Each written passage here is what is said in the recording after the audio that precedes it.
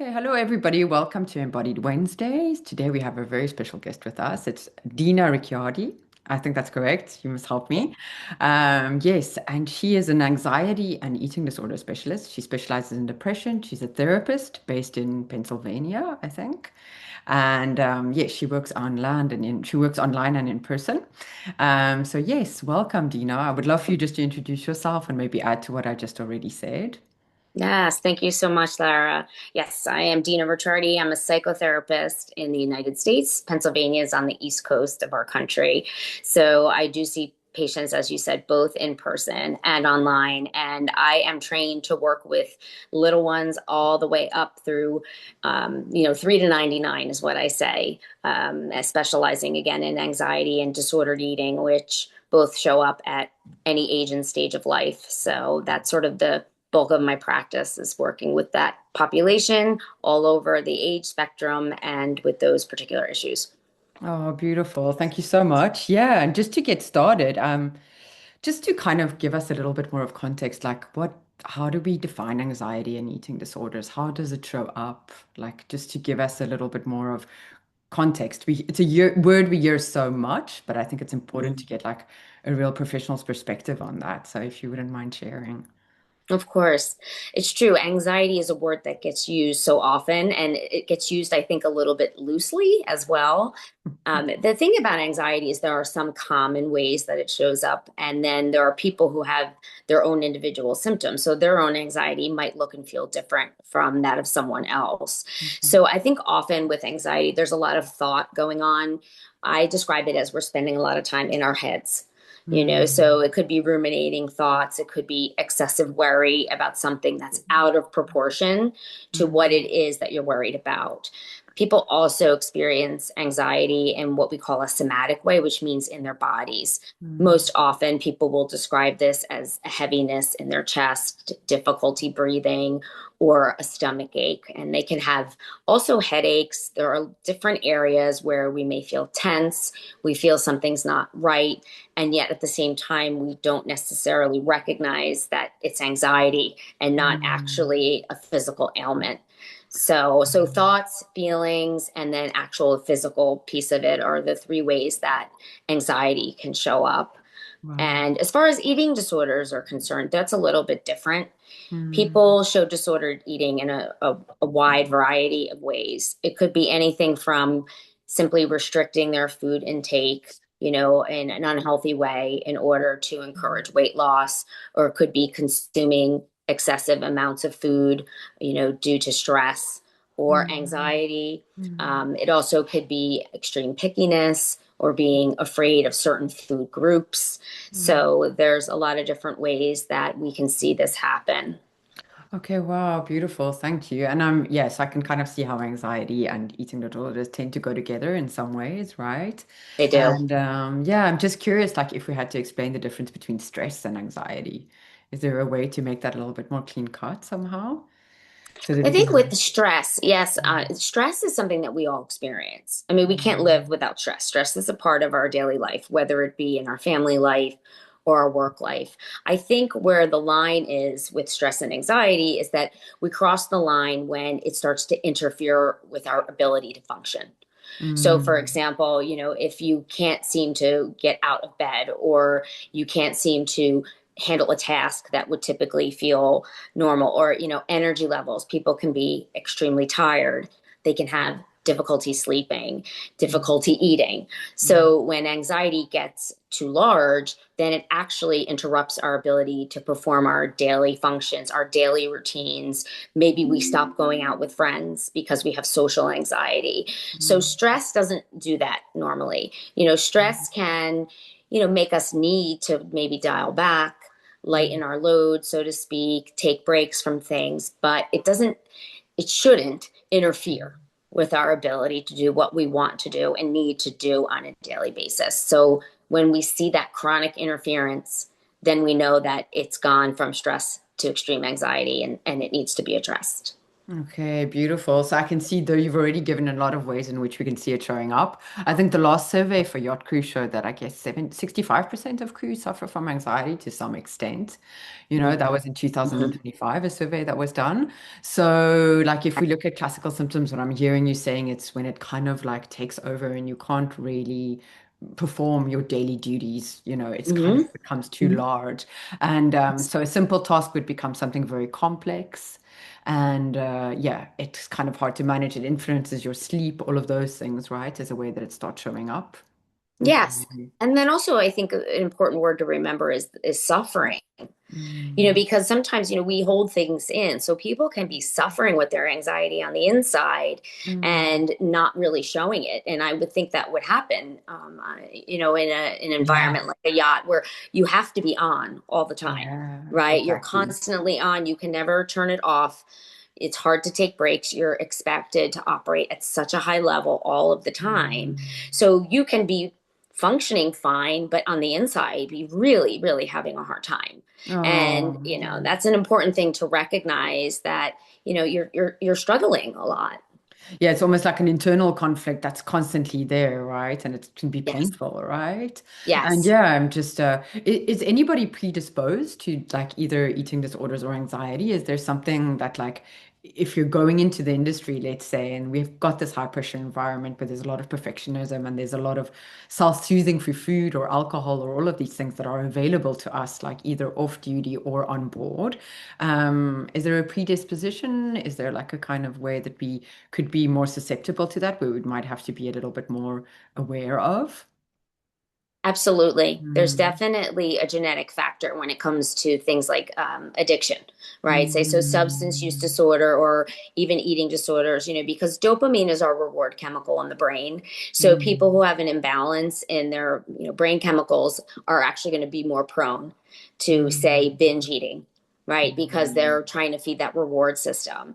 So, anxiety can also be genetic. It can be something that's both nature and also nurture. It's something that mm. happens in the environment, but yes, there's definitely people who are sort of pre-wired to be anxious or pre-wired to have difficulties with their relationship with food. Wow, and that can shift in the right kind of environment. We can kind of move away from it, but I guess in an environment that can trigger it, it can worsen it, right? So that's Yes, kind of like the, absolutely. It can yeah. go either way. It can go either way Mm, for sure. exactly. And if we had to notice, like, what would be the telltale signs of somebody developing maybe an eating disorder on board, like maybe to check in with themselves, and if they had to, if other people were noticing it, what would be the signs or the noticing sort of like the things people can pick up on to see something might be going in a way that might not be very healthy for that person? So there's a couple words that I use to associate with one is rigidity. If someone is very rigid, right? Either Mm, about their food, about their the way that they eat. People may even cut their food a particular way, or as I said earlier, they can rule out an entire food group. I'm no longer eating carbohydrates is one that we would hear often. The other thing is extreme. If you're seeing extreme behaviors in someone, so you notice that they have food rules, or maybe they're even making extreme comments about their weight, about their body, about their appearance. They could be consuming extreme volumes of food in one sitting and then restricting for the rest of the time.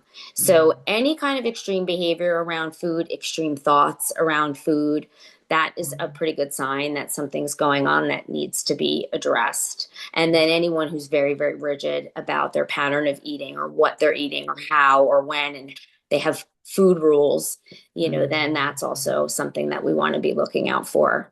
And physical exercise and activity, is that something that comes in there too, to some Yes, extent? absolutely. Extreme exercise or being rigid about exercise. Like I cannot miss my workout even if I'm sick or Yeah. injured. And it would almost That kick in like a form of anxiety if they didn't get to it or something like that. exactly. Well said. It's Mm, true that the idea of not getting their exercise causes them to experience such anxiety that they won't make a healthy decision in terms of my body may need rest. mm, Perhaps I'm tired, and especially with the the environment you're talking about, being on a yacht, they work a lot of hours, right? They're long days. It's a lot of work. It's physical Yeah. labor, so the body needs rest from that as well. So no one doesn't, people don't always think that the job itself is exercise. Mm. So adding something on top of that might seem like it's excessive.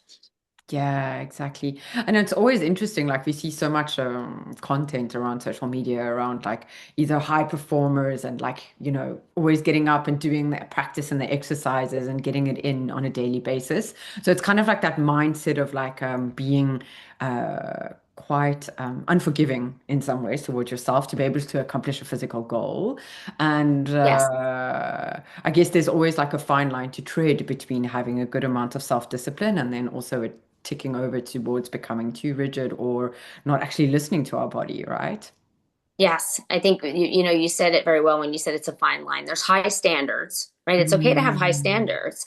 However, high standards can tip over into, sort of unreasonable standards or perfectionism, right? So Mm. no one's perfect. I have yet in 15 years of private practice to meet a person who has any kind of perfect anything, right? None of Okay, us are yeah. perfect, and we have to acknowledge our own imperfections and our own flaws.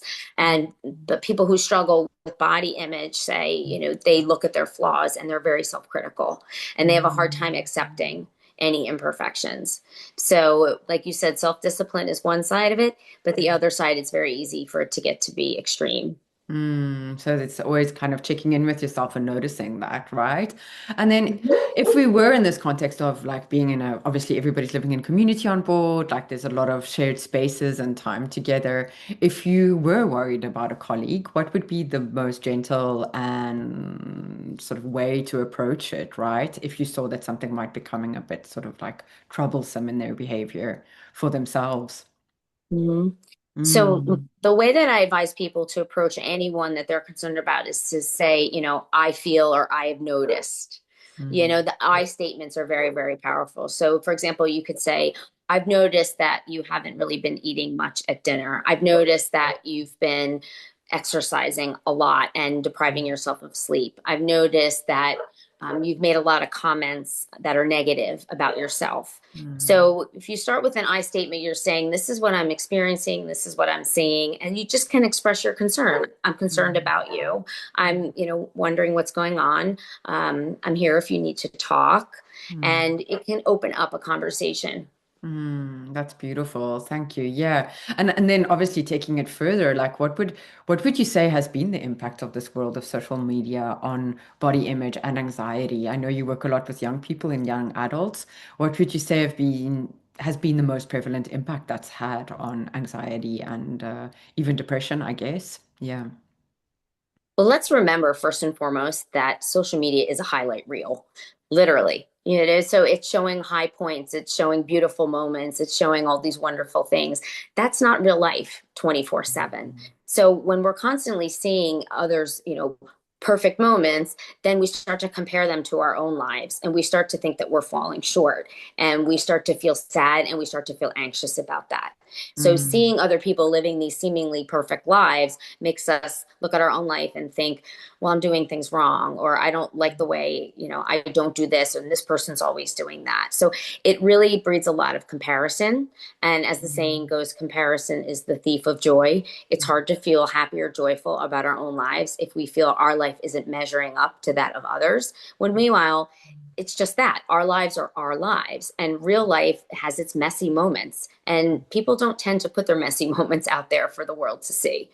So Yeah. I think it definitely has really encouraged a spike in anxiety among all of us, when we see what looks like a perfect life somewhere else So what or is the with someone. actual thing happening to us in those moments when we're comparing our life to somebody else? I guess also if you're young, I mean, I came from a generation where we didn't have social media growing up, and then I saw the shift, Mhm.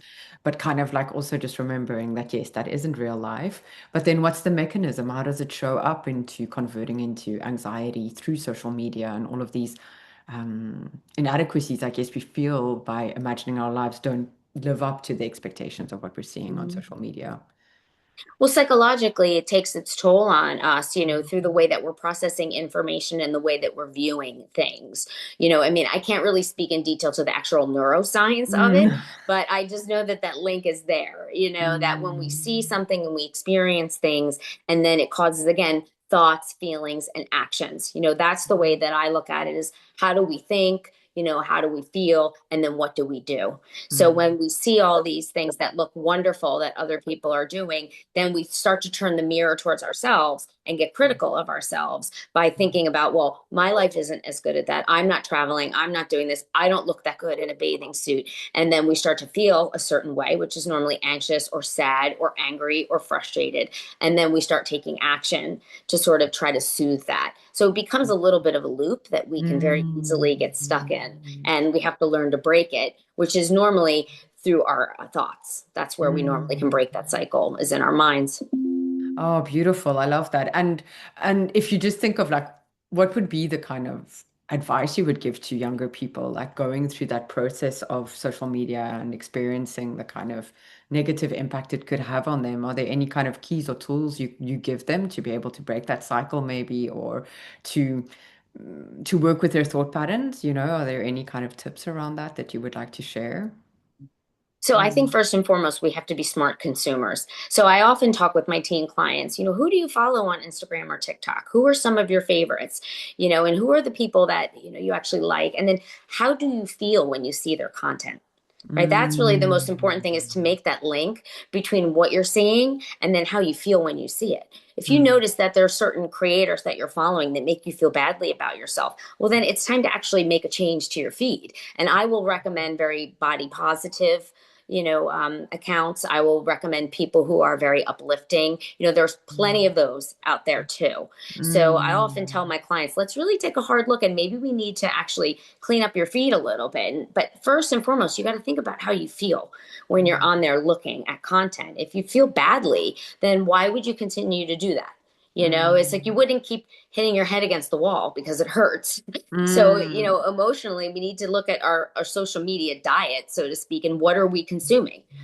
So, what we consume influences, again, how we feel and how we think and how we act. So, I think we have to be willing to look with a critical eye and really be thoughtful and take time to really process how we feel when we're seeing all this content. Because there's definitely it feels like almost like a overwhelm that comes with the amount of content we consume and the lack of processing that's actually going on, right? I see that often with Yes. clients. It's this gap really between like, wow, that I've seen all of that today, but I haven't even had time to like move it through me or to like digest it, right?